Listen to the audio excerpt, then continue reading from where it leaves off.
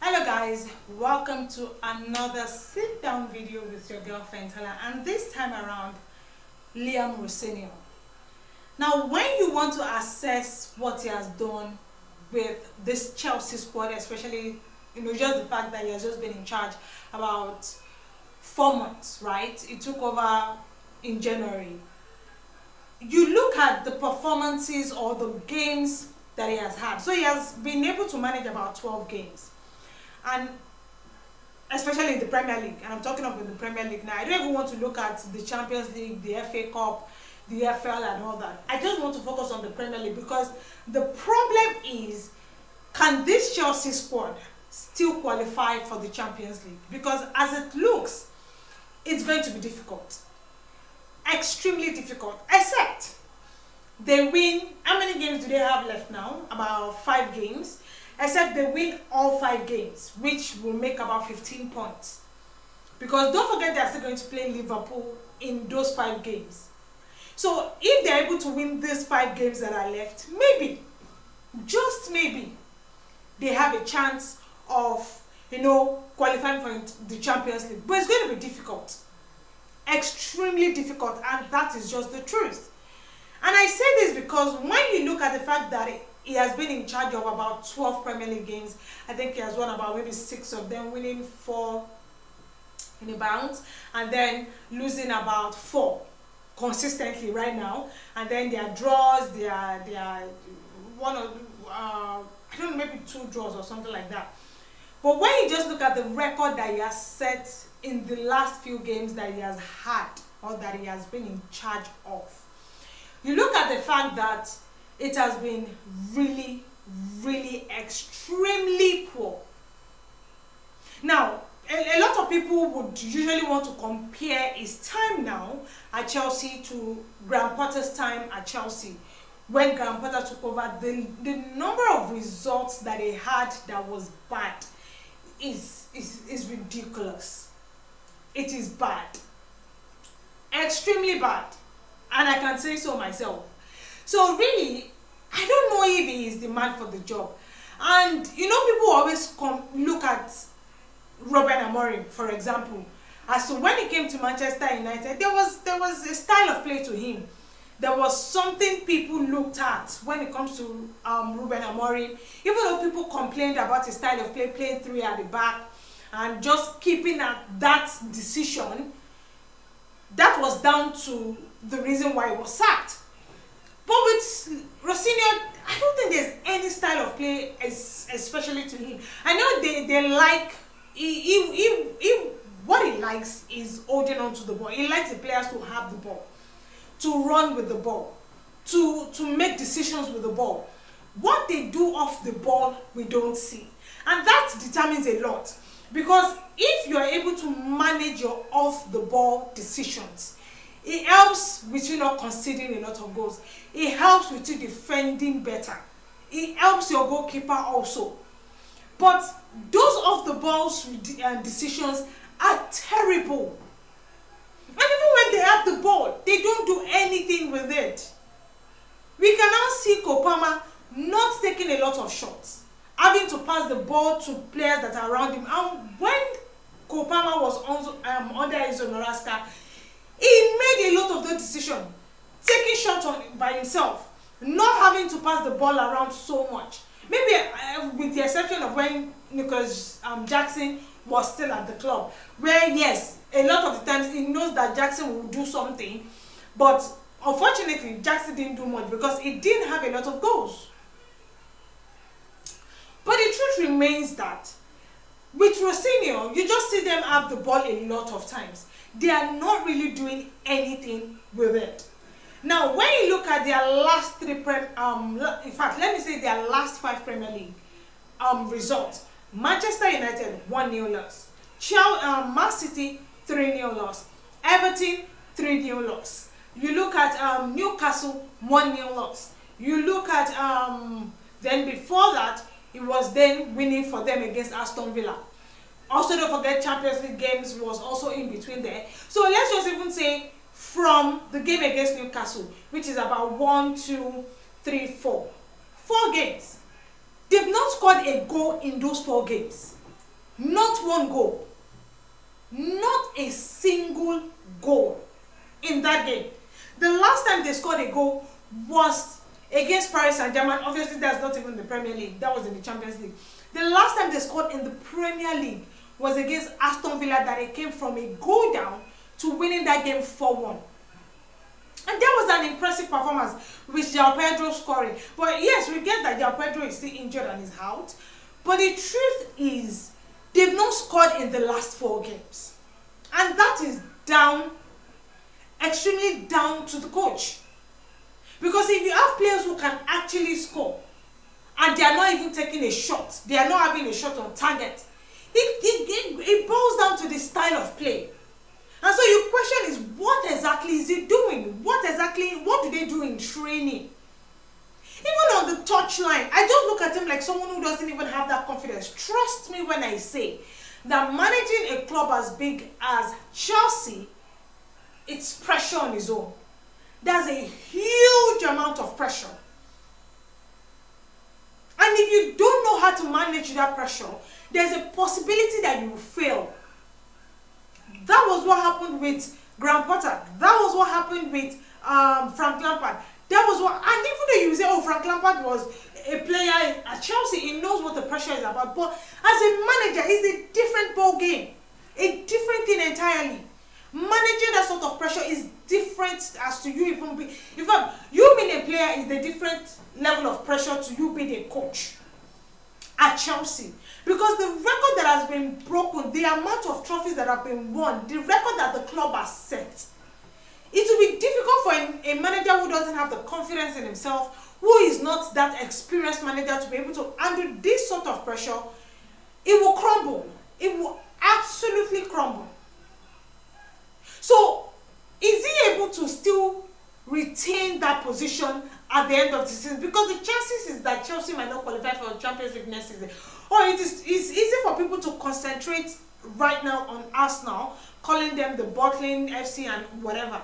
But the truth is, even Chelsea, who just finished, at the end of last season, won the Europa Conference League. Yeah, you say that's below their level. They still won it regardless. Winning the FIFA Club World Cup, beating the best team in the world to win that title or that trophy is a huge record. You can't beat the world champions and you're losing to ridiculous teams. Losing in ridiculous manner. That's crazy. Honestly. So I don't know if Liam Rosenior is the person that should still lead them next season. However, I am a big believer in giving a manager time. Give him the opportunity. Give him that. The least a coach should ever have in a job should be 2 years. Give him 2 years. See what happens. If the season before he doesn't even perform very well, give him the new season. At least that way, he gets to bring in signings, his own signings, make transfer decisions. 2, he gets to spend what's it called? I don't know, my head is trying to put that. He gets to spend that beginning of the season with them. He gets to spend that off season with them. He gets to make them understand what his blueprint is about. He gets to train them, teach them, let them understand what they have to do. Then is at that time that he begins to pour into them his blueprint, what he wants them to do, how he wants them to move. And don't forget that when he came into Chelsea out in January, Chelsea were not winning matches. It literally led to the sacking of Enzo Maresca, which I still don't believe should have happened in the first place. But the truth remains the fact that I still feel like he has to be given the chance, right? He has not spent a season with them. He's just spent 4 months. The bettermost of August, September, October, November, December, 5 good months he hasn't spent with them. He has only just come in. He hasn't even spent up to 4 months. He came in January and we are just towards the ending of April. So it's just about 3 to 4 months. And a coach that you want to believe in, you have to give them at least 2 years of them making the decisions, Give them time with the player and then see what happens. But the problem a lot of fans are having is, oh, he's not experienced enough. When he left Strasbourg, he did not do this, he did not do that. Don't forget that when he left Strasbourg, when he was in charge of Strasbourg was one of the best teams out there. They were competing side by side by Paris Saint-Germain. I remember before he left, I think it was a few games before he left to come to Chelsea, he won their last game against Paris Saint-Germain. And the manner in which, it wasn't a huge scoreline, but the fact that he got them to win that game against Paris Saint-Germain was a big deal. And don't forget that he believes in this their project, even though I feel like the project, this Blue Hole project, is bullshit. It's absolute nonsense. You can't keep signing young players and you want to win titles. You want to keep competing in the Champions League, and not just competing in the Champions League, winning the Champions League, because that's a big deal. And then winning other tournaments in and around the league, the FA Cup, the EFL. Honestly, I feel like they still have to give him time, and that's just the truth. They still need to give him a season. And then maybe they should change, they should change this transfer policy of signing young players. Sign experienced players, whether it is even 2 or 3 experienced players. Sign them, especially defensively and even goalkeeper-wise. Sign a good goalkeeper, an experienced goalkeeper. Sign a good defender, a centre-back especially. Yes, there is a chance that Kobe might be back, but I still don't think he's even experienced enough. So, you need a good centre-back. You also need a good quality striker. I am not saying an expensive striker, because the mistake they make with expensive striker is, oh, maybe if he's expensive, it means his quality. Absolutely not. Sign a consistent striker and a Premier League proven striker. Someone who knows how to handle the pressure, who has that Premier League experience. That is what Chelsea needs. That is what has kept them, breaking records over there, winning trophies upon trophies upon trophies. You can't now come now and say you want to change that. The last 3 years has been in shambles. 4 years has been a terrible decision upon terrible decision. So really, I feel like there's still a lot that can be done. But I also think that it is now left for the owners to make that decision. They have to sign quality players. That will help the coach a little bit. It will really help him. And the players that they have now also have to step up. The likes of Garnacho, Cole Palmer. I get that Cole Palmer has done it. It was probably one of the reasons why they got to not just even won the FIFA Club World Cup, but they also got to win, playing in the Champions League, especially this season. They have to consider that. They have to step up. Cole Palmer has to step up. 1 or 2 other of their players, the likes of Badiashile, they are below average. They have to step up. Enzo Fernandez has to step up. Caicedo has been good. I think he's probably going to win their player of the season this season again. But some of their players have to step up. Delap, one of them, he has to step up. Garnacho, as I said, has to step up.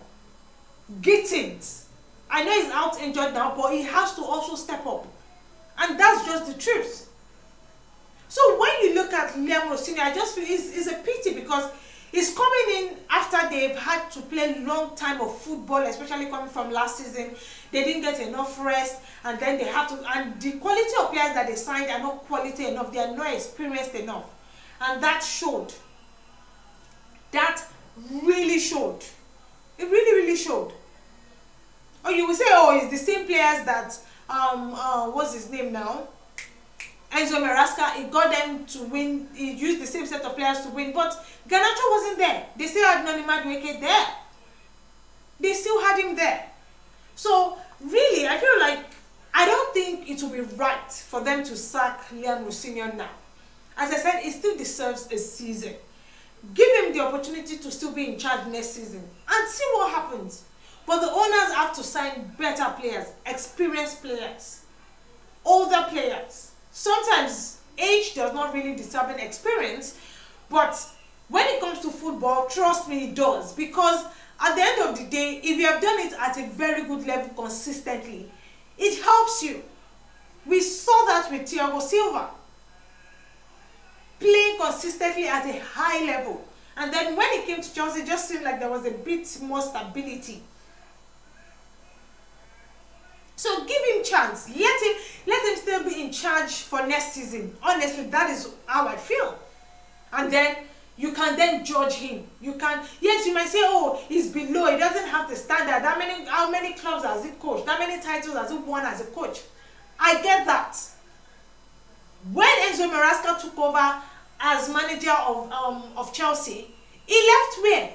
Leicester City. He only just brought Leicester City back to the Premier League. He brought them back to the Premier League. Did he win any title? No.